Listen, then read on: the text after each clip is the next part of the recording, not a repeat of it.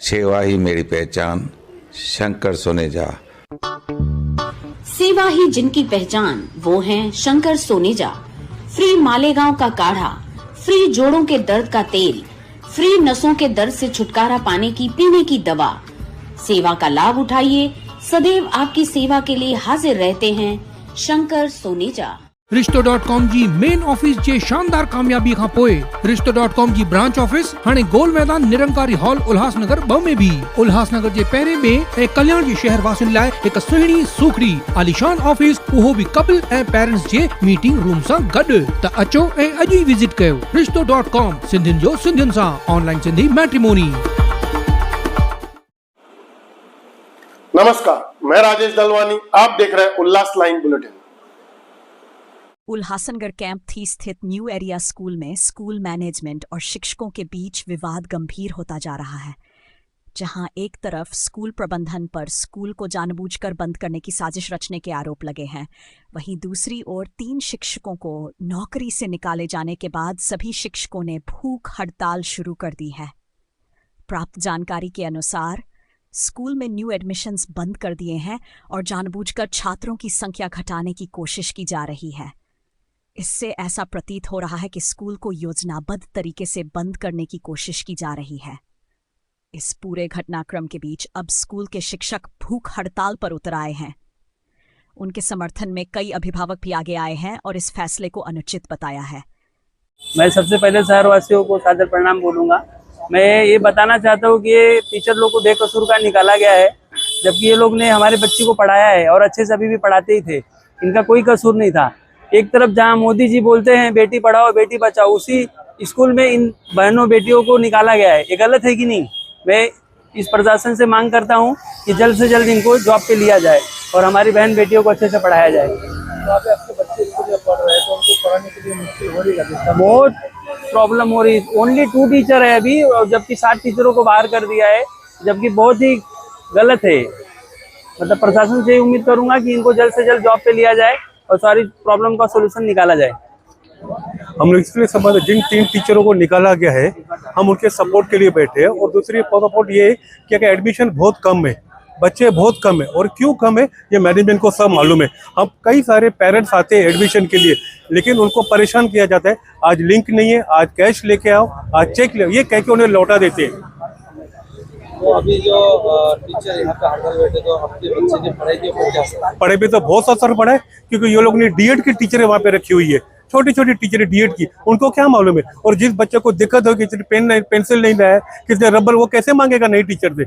उनकी अगर class teacher रहती तो हंस के मांग भी सकते थे। और बच्चे काफी सहमे डरे हुए हैं कि भाई नई टीचर के कारण। तो अभी जो एग्जाम चालू है तो पढ़ाई कैसी हो रही है? पढ़ाई में तो बिल्कुल नहीं हो रही है, बिल्कुल नहीं।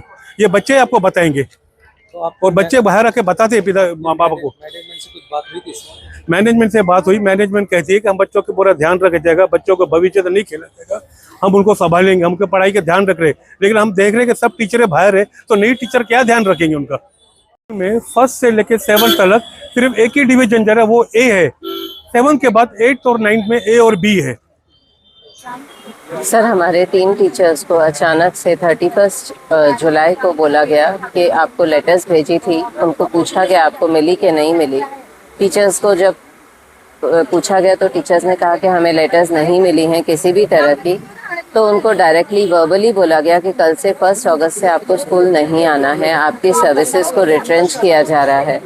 तो टीचर्स को रीज़न चाहिए था, और रीज़न उनको ये कहा गया कि आप स्कूल में बच्चे क्योंकि बहुत कम हैं, इसलिए आपको हम रिट्रेंच कर रहे हैं। क्योंकि बच्चे कम हैं तो हमें टीचर्स की ज़रूरत नहीं है। वो 2 टीचर्स जो हैं इन 3 में से, उनको बाद में बाय पोस्ट लेटर मिल चुका है, बट एक टीचर अभी भी ऐसी है इनमें जिनको लेटर अभी तक नहीं मिला है। मतलब उनका जो रिट्रेंचमेंट है वो सिर्फ वर्बल कंडीशंस पे हुआ है।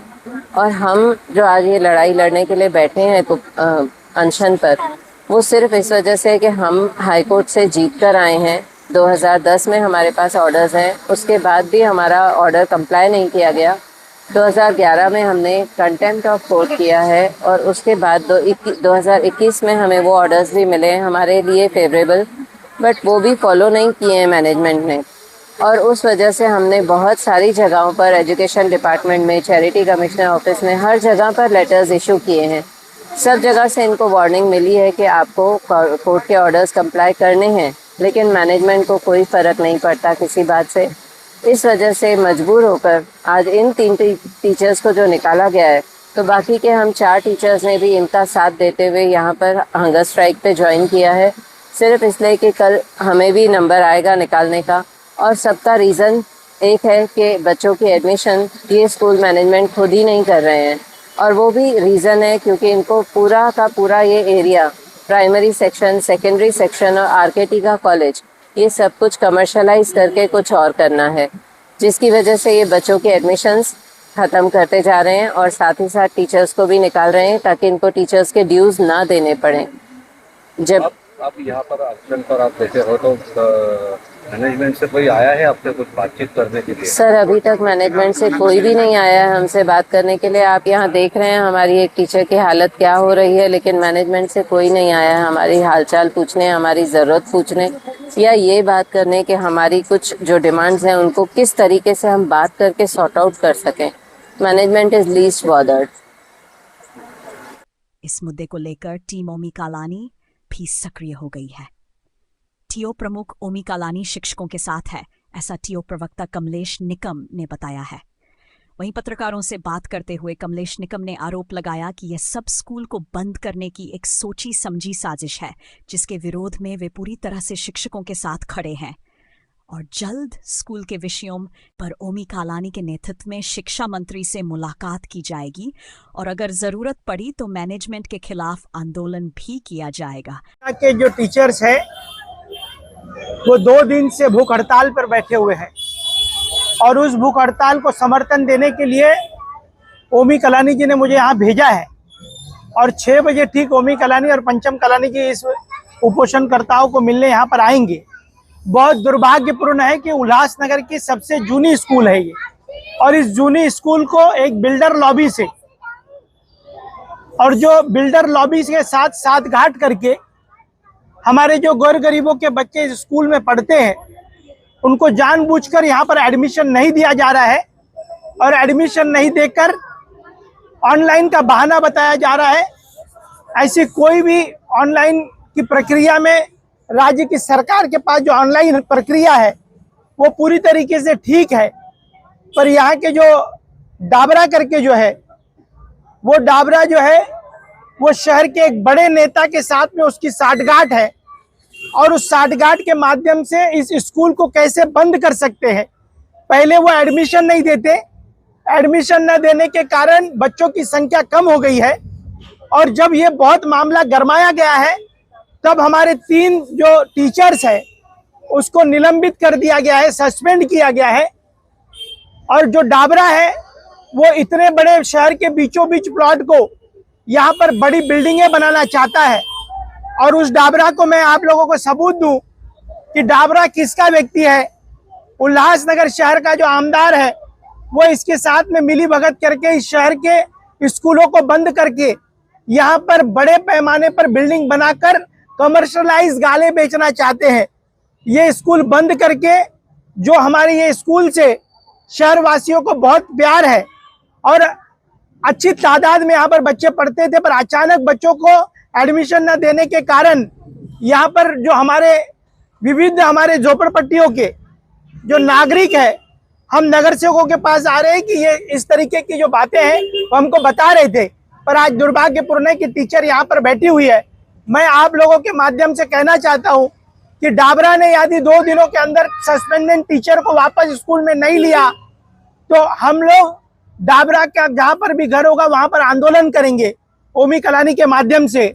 और साथ ही साथ स्कूल को यदि भूखंड को कोई हड़पने की कोशिश शहर के आमदार के साथ में मिली भगत करके करता होगा तो आने वाले दिनों में मैं आप लोगों को बताऊं कि ऐसी अच्छी स्कूल को बंद करने में जो भूमाफिया डाबरा और शहर के आमदार के पास ये 10 बार जा चुके हैं टीचर लोग, पर आज करता हूँ कल करता हूँ बुला के लेता हूँ, इस तरीके की बातें चल रही है। अब कहेंगे कि मेरा इसमें कोई संबंध नहीं है, मेरे पास प्रूफ है कि डाबरा और ये दोनों एक होटलों में बैठकर किस तरीके से उल्लासनगर की बड़ी स्कूलों को बंद करके भू माफियाओं को देखकर कमर्शियलाइज नीचे गाले और ऊपर घर बनाकर लोगों को बिजनेस करना चाहते हैं। हम ओमी कलानी के माध्यम से, पंचम कलानी के माध्यम से आज हम लोग यहाँ पर हमारी पूरी पार्टी का टीचर और हमारे जो स्टूडेंट है उनको समर्थन है। मैं आश्वासन देता हूँ मेरी पार्टी के तरफ से कि स्कूल बंद नहीं होगी। तीनों टीचरों को जल्द 2 दिनों के अंदर तीनों टीचरों को यहाँ पर लिया जाएगा। जो भी मिली भगत से भू माफियाओं को ये प्लॉट को लेना है उसको हम कहाँ नहीं तो कहाँ पर रोकेंगे। और जो न्यू एरिया स्कूल है, जो ऐतिहासिक स्कूल है उल्लासनगर की, उसको हम बचाने के लिए काम करेंगे। काफी महीनों से इनका पेमेंट भी रुका हुआ है, इनका बैलेंस भी बकाया है। ये तो जानबूझकर कर रहे हैं जो डाबरा है कि टीचरों को पेमेंट नहीं देना, जैसे टीचर खुद होकर छोड़कर चले जाए। दूसरी तरफ ऑनलाइन जो है उसको बंद कर देना और बताना कि हमारे जो उल्लासनगर के पालक है उनको बताया जा रहा है कि तुम्हारी ऑनलाइन प्रक्रिया में जा नहीं रहे हैं। और इसके बावजूद भी आमदार को बार बार गुहार लगाने के बाद भी सुनवाई नहीं हुई, क्योंकि आमदार और डाबरा दोनों की साठगांठ है और भी पुरावे हमारे पास में है। आने वाले दिनों में हम उसका खुलासा करेंगे, पर यह व्यक्तिगत तौर पर नहीं, राजनीति के तौर पर नहीं, हमारे स्कूल के भविष्य को बचाने के लिए, स्कूल के बच्चों को भविष्य को बचाने के लिए इनका पेमेंट देना ये डाबरा का काम है। और इसके लिए एक ऑफिशियली बैठक महाराष्ट्र के शिक्षण मंत्री खासदार डॉक्टर श्रीकांत शिंदे जी के साथ में ओमी कलानी जी करके टीचरों के साथ में हमारे स्टूडेंटों को न्याय देने का काम टीम ओमी कलानी करेगी। अभी जी 2010 से इन टीचरों का स्कूल के मैनेजमेंट के ऊपर केस चल रहा है, जिसपे कोर्ट ने ऑर्डर भी पास किया है कि इनके जो पैसे हैं इन्हें मिल जाने चाहिए, पर स्कूल मैनेजमेंट कोर्ट के जो ऑर्डर है उसे भी नहीं मान्य कर रहा। तो क्या लगता है आपको कि संजय डाबरा जी आखिर किसके पावर पे कोर्ट के ऑर्डर्स को भी नकार रहे हैं? संजय डाबरा के पास में बहुत बड़ी ताकत है।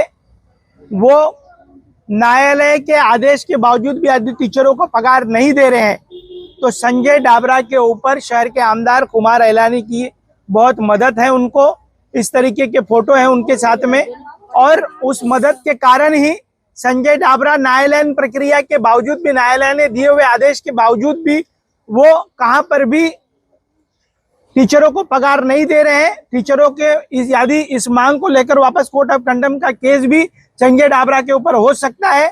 पर मैं आज यहाँ से चेतावनी देता हूँ कि कालानी टीचरों के साथ में है। कहां पर भी अन्याय करने की कोशिश टीचर और स्टूडेंट के ऊपर हुई तो डाबरा को इस शहर में घूमना मुश्किल हो जाएगा, और आने वाले दिनों में हमारे कार्यकर्ता उसके घर के सामने आंदोलन करेंगे। हालांकि इन सभी आरोपों पर स्कूल मैनेजमेंट और संबंधित जनप्रतिनिधियों की प्रतिक्रिया अब तक सामने नहीं आई है। शहर के आमदार इस विषय पर क्या कदम उठाएंगे, ये देखना बाकी है। इस बीच शहरवासियों और अभिभावकों की निगाहें प्रशासन की कार्रवाई पर टिकी हुई है। क्या स्कूल को बंद होने से बचाया जा सकेगा? क्या शिक्षकों को न्याय मिलेगा? और क्या बच्चों का भविष्य सुरक्षित रह पाएगा? ये आने वाला समय ही बताएगा।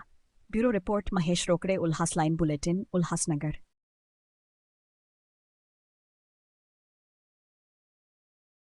उल्लास लाइन बुलेटिन को सब्सक्राइब करें, बेल आइकॉन दबाएं और देखिए उल्लास लाइन बुलेटिन की न्यूज़ सबसे पहले आपके मोबाइल पर।